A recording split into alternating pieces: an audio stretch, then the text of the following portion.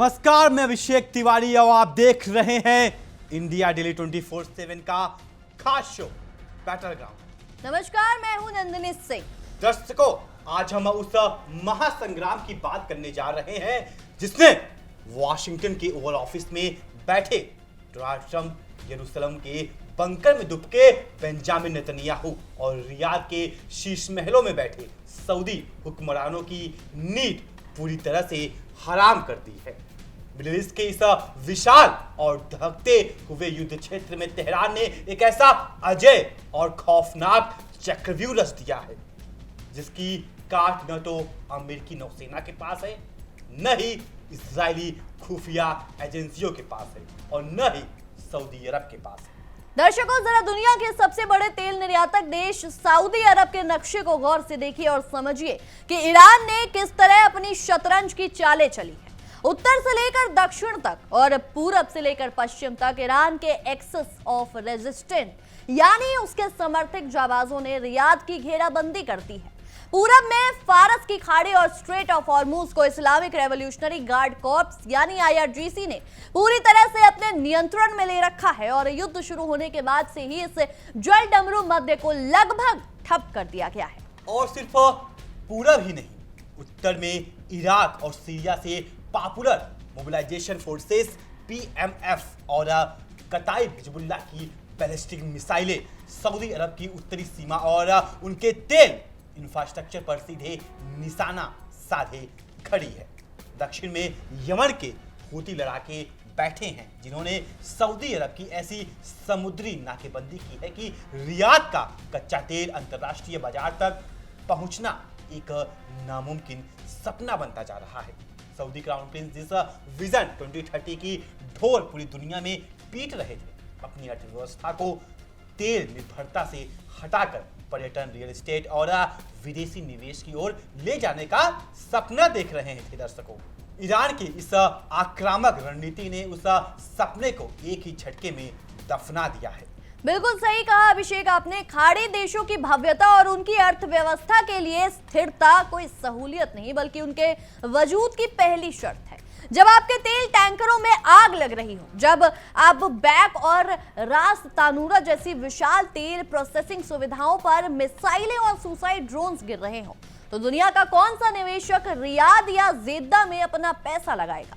Yemen से लेकर Iraq तक फैले प्रॉक्सी ताकतों ने सऊदी अरब की उस झूठी व्यवस्था का जनाजा निकाल दिया है। बिल्कुल नंदिनी, और सबसे ज्यादा चौंकाने वाली और खौफनाक खबर तो लाल सागर की मोर्चे से आ रही है। यमन की अंतर्राष्ट्रीय स्तर पर मान्यता प्राप्त सरकार खुद यह स्वीकार कर रही है कि तेहरान के सीधे मार्गदर्शन में हूती विद्रोहियों ने बाब अल मंडेब स्ट्रेट से गुजरने वाले कमर्शियल जहाजों पर अपनी एक नई शुल्क प्रणाली लागू करना शुरू कर दिया है।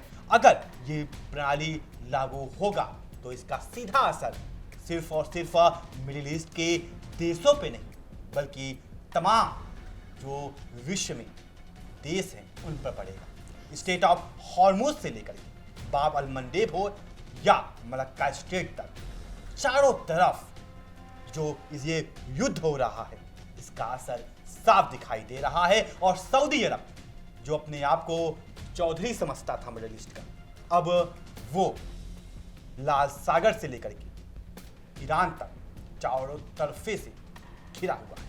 सोचिए, जिस समुद्री रास्ते से पूरी दुनिया का लगभग 12% व्यापार और लाखों बैरल कच्चा तेल गुजरता था, अब वहां यमन के लड़ाके तय करेंगे कि कौन सा जहाज शांति से गुजरेगा और किसे लाल सागर की तलहटी में डुबो दिया जाएगा। अमेरिका और उसके पश्चिमी सहयोगी केवल बयानबाजी करते रह गए और हूतियों ने दुनिया के सबसे अहम रणनीतिक जलमार्ग को अपनी सैन्य गतिविधियों और क्षेत्रीय नियंत्रण के लिए फंडिंग का एक स्थायी जरिया बना लिया। हूतियों के इस बढ़ते खौफ और आर्थिक तबाही से घबराकर सऊदी अरब ने आनन फानन में 14 देशों का एक नौसैनिक रक्षा गठबंधन बनाने का बहुत बड़ा ऐलान किया है। इनमें कुवैत, बहरीन, कतर, पाकिस्तान, तुर्की, मिस्र, जॉर्डन, बांग्लादेश और जिबूटी जैसे देश कागजों पर शामिल किए हैं, लेकिन यह केवल एक कागजी शेर है।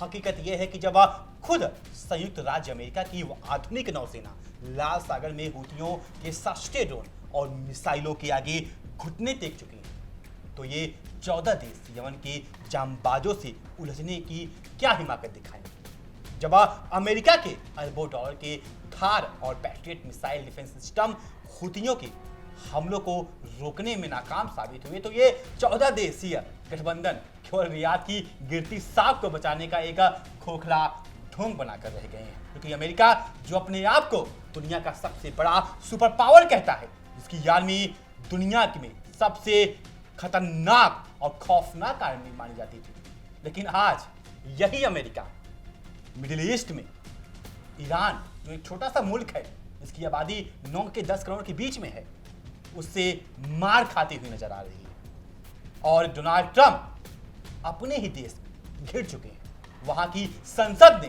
ट्रंप को सीधा चेतावनी दे दी है कि आप इस युद्ध को जितना जल्दी हो सके आज खत्म कीजिए। वही जनता सीधा कह रही है कि आप हमारे टैक्स पेयर्स को ऐसे मिडिल ईस्ट में, ऐसे आप ईरान के खिलाफ इस्तेमाल नहीं कर पाएंगे। और सोचिए, जो डोनाल्ड ट्रंप, जो अमेरिका जैसा पावरफुल कंट्री नहीं कर पाया, तो ये सऊदी अरब और ये 14 देश क्या कर लेंगे नंदिनी? बिल्कुल अभिषेक, और दूसरी तरफ अमेरिका की बौखलाहट और कायरता देखिए। केशमेव द्वीप पर अमेरिकी सेना ने हमला करके एक निर्दोष दंपति और उनके मासूम बच्चे की हत्या कर दी। अमेरिका की इस घिनौनी हरकत के बाद ईरान के IRGC ने वो विनाशकारी पलटवार किया है जिसकी कल्पना भी पेंटागन ने नहीं की होगी। ईरानी सशस्त्र बलों ने कुवैत स्थित अली अल सालेम एयरबेस पर सटीक मिसाइलों से हमला करके अमेरिकी ड्रोन्स के हैंगर और फ्यूल डिपो को राख के ढेर में बदल दिया है।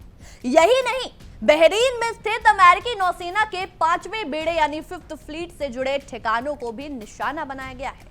तेहरान ने साफ शब्दों में वॉशिंगटन को संदेश दे दिया है कि जब तक आखिरी अमेरिकी सैनिक मध्य पूर्व की धरती को छोड़कर नहीं चला जाता, ये मिसाइल वर्षा रुकने वाली नहीं है। बिल्कुल नंदिनी, अब बात करते हैं उस अंतरराष्ट्रीय युद्ध अपराधी की, जिसके हाथों पर गाजा के हजारों बेगुनाह बच्चों और औरतों का खून लगा है। इजराइल के प्रधानमंत्री Benjamin Netanyahu international criminal court यानी ICC ने नवंबर 2024 में नेतन्याहू के खिलाफ मानवता के खिलाफ अपराधों के लिए गिरफ्तारी का वारंट जारी किया था। यरूशलेम के अवैध बंकरों में छुपा नेतन्याहू अब अमेरिका जाकर एक न्यूज चैनल पर बयान दे रहा है कि अगर मुझे किसी भी विदेशी सरकार ने गिरफ्तार करने की कोशिश की तो मैं अपने स्पेशल कमांडो भेजकर कार्रवाई करा दूंगा।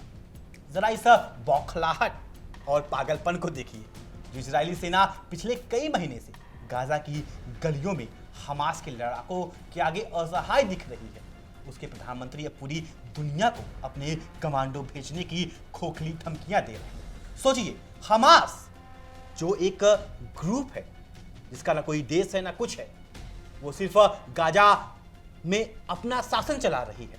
जब बेंजामिन नेतन्याहू एक छोटे से ग्रुप से नहीं जीत पा रहे हैं, तो क्या आप किसी देश से क्या जीत पाएंगे? नेतन्याहू, ये आपको समझना होगा, जिस तरीके से आप अमेरिका के दम पर आप उड़ रहे हैं, अब ये बंद करना पड़ेगा। क्योंकि अमेरिका अब 1990 का अमेरिका नहीं है, जो चाहता था पहले कर लेता था। अमेरिका अब ईरान में आके जिस तरीके से उलझा है, अब दुनिया की जियोपॉलिटिक्स में ये साफ साबित नजर आ रहा है कि सिर्फ कागज में कि हमारे पास 2000 लड़ाकू विमान है, हमारे पास ये है पैट्रियट मिसाइल हैं, हमारे पास F-35 है, इससे कुछ नहीं होता। एक ईरान जिसके पास एयर डिफेंस सिस्टम तक नहीं है, उसके पास S-300 है सोवियत संघ के जमाने का, वो आपको धूल चटा सकता है। तो सोचिए, और देश नेतन्याहू पर क्या करेंगे? ICC जो ये नियम बनाया है, ये सही नियम बनाया है। जिस तरीके से नेतन्याहू आप गाजा में बच्चों को, लोगों को, औरतों को गोली से नहीं मारे हैं, आपने भूखे मारे हैं। जब ईद में लोग व्रत रहते हैं, अपना ईश्वर से प्रार्थना करते हैं, उस वक्त वहां पर मिसाइलें दागी गई। आज पूरा गाजा स्ट्रिप खंडहर बन चुका है, एक भी बिल्डिंग नहीं दिखेगी, छोटे छोटे बच्चे मारे गए। अगर आपके खिलाफ ऐसा वारंट निकलता है तो आप कहते हैं कि ये गलत है, इसका जवाब देना पड़ेगा। और आज इसका जवाब ईरान, हमास, हिजबुल्लाह और हुती तीनों मिलकर दे रहे हैं। जब न्यूयॉर्क के मेयर जोहरान ममदानी ने खुले तौर पर नेतन्याहू को युद्ध अपराधी कहा और अमेरिकी अधिकारियों से मांग की कि नेतन्याहू के न्यूयॉर्क कदम रखते ही उन्हें गिरफ्तार किया जाए, तो नेतन्याहू के होश उड़ गए। नेतन्याहू अब टीवी कैमरों के सामने आकर रोना रो रहे हैं कि ममदानी न्यूयॉर्क के लोगों को बांट रहे हैं और यहूदियों के खिलाफ नफरत फैला रहे हैं। लेकिन दुनिया अब नेतन्याहू के इस विक्टिम कार्ड वाले झांसे में आने वाली नहीं। ममदानी ने वही कहा जो दुनिया का हर न्यायप्रिय नागरिक मानता है। नेतन्याहू चाहे जितने भी कमांडो की शेखी बघाड़ ले, लेकिन कड़वी हकीकत यही है कि वो दुनिया की नजरों में एक भगोड़े और खूंखार युद्ध अपराधी बन चुके हैं, जैसा कि अभी अभिषेक ने कहा। नंदिनी, उधर वाशिंगटन में अमेरिकी राष्ट्रपति डोनाल्ड ट्रंप अपने ट्रूथ सोशल अकाउंट पर बैठकर गाजा बोर्ड ऑफ पीस बनाने का राग अलाप रहे हैं और यह दावा कर रहे हैं कि वे हमास का पूरी तरह निशस्त्रीकरण करके मध्य पूर्व में ऐतिहासिक शांति लाएंगे। यह सदी का सबसे बड़ा राजनीतिक ढोंग और सफेद झूठ है। जिस हमास को इजराइल और अमेरिका की तमाम आधुनिक तकनीक और विनाशकारी बमबारी मिलाकर भी खत्म नहीं कर सकी, वह हमास ट्रंप के एक कागजी फरमान पर अपने हथियार डाल देगा। ट्रंप और नेतन्याहू ओवल ऑफिस में बंद कमरे में बैठकर अपनी ही गढ़ी हुई काल्पनिक दुनिया में जी रहे हैं, जबकि गाजा की जमीनी हकीकत यह है कि इजरायली सेना हर रोज भारी नुकसान उठा रही है। एक रिपोर्ट के मुताबिक जब से यह युद्ध शुरू हुआ है, हमास वर्सेस इजराइल, इसमें इजराइल का भी नुकसान हुआ है।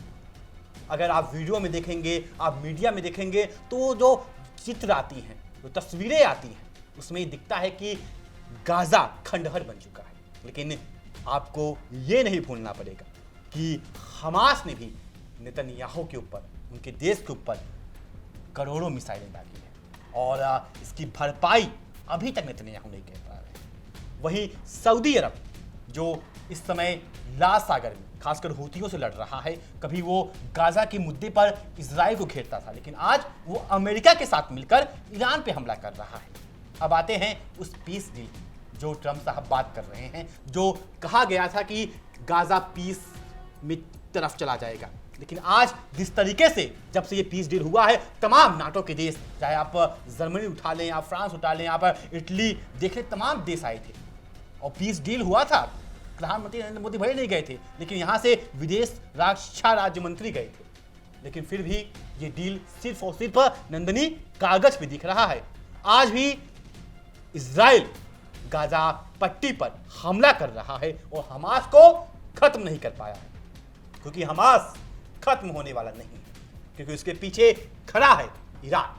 बिल्कुल अभिषेक, सऊदी सरकार के करीबी राजनीतिक विश्लेषक अली शिहाबी जैसे लोग अंतर्राष्ट्रीय मीडिया में आकर बार बार दावे करते हैं सऊदी अरब संयम बरत रहा है, लेकिन इस संयम की भी एक सीमा होती है और इसे रियाद की कमजोरी ना समझा जाए। लेकिन दोस्तों, दुनिया जानती है कि ये कोई रणनीति या संयम नहीं, बल्कि पूरी तरह से लाचारी है। अगर सऊदी अरब में ईरान के प्रॉक्सी नेटवर्क का मुकाबला करने की रत्ती भर भी क्षमता होती तो वो अपनी 1200 किलोमीटर लंबी ईस्ट वेस्ट पेट्रोल लाइन और यानूब बंदरगाह को हूतियों के निशाने से बचा चुका होता। रियाद बहुत अच्छी तरह जानता है कि अगर उसने ईरान या उसके प्रॉक्सी पर कोई सीधी सैन्य कार्रवाई करने की गलती की तो तेहरान की मिसाइलें पूरे सऊदी तेल उद्योग को तबाह कर देंगी। बिल्कुल नंदिनी, इस महायुद्ध की लपटें अब केवल खाड़ी देशों तक सीमित नहीं है, बल्कि यह पूरे मिडिल ईस्ट की अर्थव्यवस्थाओं को लीव रही है। हाल ही में मिस्र के दामिएटा पोर्ट पर खड़े 2 विशाल गैस टैंकरों पर हुए ड्रोन हमलों ने मिस्र की पहले से चरमराई अर्थव्यवस्था में हड़कंप मचा दिया है। वहीं दूसरी तरफ इराक की स्थिति देखिए। अमेरिका और सऊदी दबाव में जब इराक में मौजूद पॉपुलर मोबिलाइजेशन फोर्सेस पर हवाई हमले किए हैं तो बगदाद की सरकार लाचार नजर आई। अमेरिका ने इराक की संप्रभुता को पूरी तरह रौंद दिया है और इसके जवाब में अब इराकी जनता और सशस्त्र गुट अमेरिकी सैन्य ठिकानों को इराक से पूरी तरह उखाड़ फेंकने के लिए सड़कों पर उतर चुके हैं। सोचिए, सऊदी अरब जो मुल्क जो अपने आप को मुसलमानों का सबसे बड़ा मसीहा कहता है, जो कहता है कि जो इस्लाम धर्म है वो हमारे यहाँ से निकले, सोचो वही देश आज ईरान के खिलाफ लड़ रहा है और किसका साथ दे रहा है? अमेरिका का। जो एक क्रिश्चियन कंट्री है। नंदिनी, फारस की खाड़ी और लाल सागर में दशकों से स्थापित अमेरिकी नौसेना का दबदबा अब इतिहास के पन्नों में दर्ज हो चुका है। पेंटागन के पास इसका कोई जवाब नहीं है कि कैसे सस्ते ईरानी सुसाइड ड्रोन्स ने उनकी multi million dollar missile systems को पंगु बना दिया है। तेहरान की रणनीति सीधी और अचूक है। उसने पश्चिमी नौसेना को एक ऐसे थकाऊ और खर्चीले युद्ध में उलझा दिया है जहां अमेरिका की हर एक मिसाइल की कीमत लाखों डॉलर है और सामने आने वाले ड्रोन की कीमत मात्र कुछ हजार डॉलर। इस आर्थिक और सैन्य असंतुलन ने वॉशिंगटन के सैन्य जनरलों को गहरे संकट में डाल दिया है। एक तरीके से हम कह सकते हैं कि लूप होल में जो है वो अमेरिका फंस चुका है, ना वो आगे का रहा ना वो पीछे का रहा। तेहरान के इस चक्रव्यूह रणनीति का सबसे भयंकर और सीधा झटका अमेरिका और यूरोपीय आम नागरिकों की जेब पर लगने वाला है। नंदिनी, स्ट्रेट ऑफ हॉर्मुज के आंशिक रूप से बंद होने और लाल सागर की जहाजों की आवाजाही प्रभावित होने से कच्चे तेल की कीमतें आसमान छू रही हैं। आने वाले इस समय में अमेरिका और यूरोप के लोग जब पेट्रोल पंपों पर रिकॉर्ड तोड़ कीमतें चुकाएंगे तब उन्हें समझ आएगा कि इनके नेता इजराइल की आक्रामकता को संरक्षण देने के लिए कितनी भारी कीमत वसूल रहे हैं। डोनाल्ड ट्रंप चाहे जितने चुनावी वादे कर लें, लेकिन मध्य पूर्व के इस आर्थिक संकट ने पूरे पश्चिमी दुनिया को एक भीषण मंदी के मुहाने पर खड़ा कर दिया है। अगर आप देखेंगे नंदिनी, तो यही जो कच्चे तेल की कीमत थी ये 60 या 70 डॉलर के आसपास थी, लेकिन यही अगर आज आप देखेंगे तो यही 100 के पार जा चुका है। वहीं ईरान कह रहा है कि हम कच्चे तेल की कीमतें 200 डॉलर प्रति बैरल के पार पहुंचाएंगे। सोचिए, अगर यही 200 बैरल के पास पहुंच जाएगा तो पूरी दुनिया की अर्थव्यवस्था चरमरा जाएगी। और जिस तरीके से 2008 में मंदी आई थी, वैसे ही दुनिया मंदी की ओर बढ़ जाएगी, लोग भूखे मरेंगे और क्या दुनिया खत्म भी हो सकती है। नंदिनी, ऐसा भी हो सकता है। बिल्कुल अभिषेक, ईरान के वरिष्ठ नेतृत्व और ईरानी संसद के अध्यक्ष मोहम्मद बागेर गालिबाफ ने स्पष्ट और सख्त लहजे में घोषणा भी कर दी है कि कश्मीर द्वीप पर निर्दोष नागरिकों की हत्या करने वाली अमेरिकी ताकतों को इसकी बहुत भारी कीमत चुकानी पड़ेगी। और यह केवल राजनीतिक बयानबाजी नहीं है।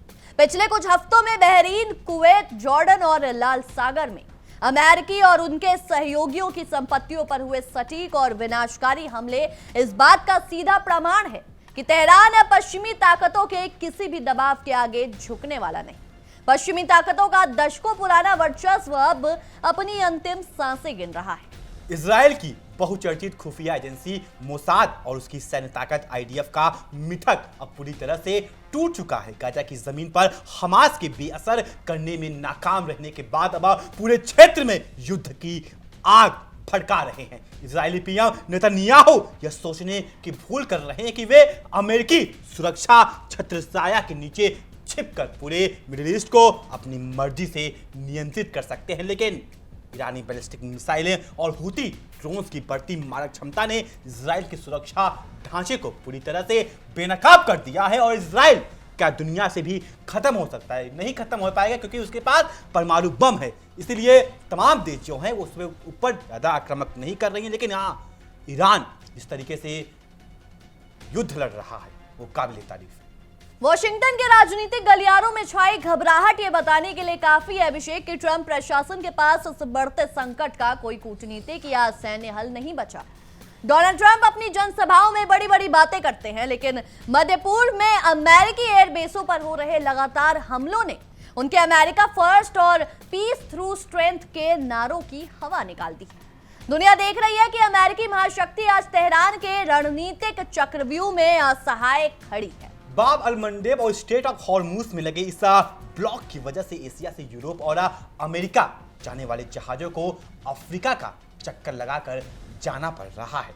इससे शिपिंग फ्रेट रेट्स में कई गुना बढ़ोतरी हो चुकी है। इस देरी और बढ़ते खर्च का सीधा असर पूरी दुनिया की सप्लाई चेन पर पड़ रहा है। इलेक्ट्रॉनिक से लेकर के खाद्य पदार्थों तक सब कुछ महंगा हो रहा है और इस वैश्विक तबाही की पूरी जिम्मेदारी वाशिंगटन और यरूशलेम की अड़ियल और आक्रामक नीतियों पर जाती है। बिल्कुल, इतिहास में पहली बार ऐसा देखने को मिल रहा है कि यमन, इराक, सीरिया और लेबनान के सशस्त्र गुट एक केंद्रीय कमान की तरह इतने सटीक और संगठित तरीके से हमले कर रहे हैं।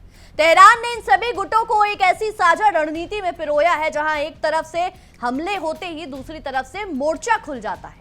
ये बहुआयामी युद्ध नीति अमेरिका और सऊदी अरब जैसी ताकतों के लिए एक ऐसा अंतहीन दुस्वप्न बन चुकी है जिससे बाहर निकलना अब उनके लिए संभव नहीं है। दर्शकों, इतिहास इस बात का गवाह है कि जब जब अहंकारी हुक्मरानों ने अपनी सत्ता बचाने के लिए निर्दोष लोगों का खून बहाया है, उनका अंत बेहद शर्मनाक और दर्दनाक हुआ है। बेंजामिन नेतन्याहू आज अपने ही देश में घिरे हुए हैं और अंतर्राष्ट्रीय स्तर पर एक अलग थलग बड़े अपराधी बन चुके हैं। और डोनाल्ड ट्रंप, जो खुद को बहुत बड़ा डील मेकर बताते हैं, उनकी हर एक कथित शांति योजना ताश के पत्तों की तरह बिखर चुकी है। इजराइल और अमेरिका ने मिलकर मध्य पूर्व में जिस आक्रामकता की आग लगाई थी, अब वही आग उनकी अपनी राजनीतिक साख और सैन्य साख को पूरी तरह से भस्म कर रही है।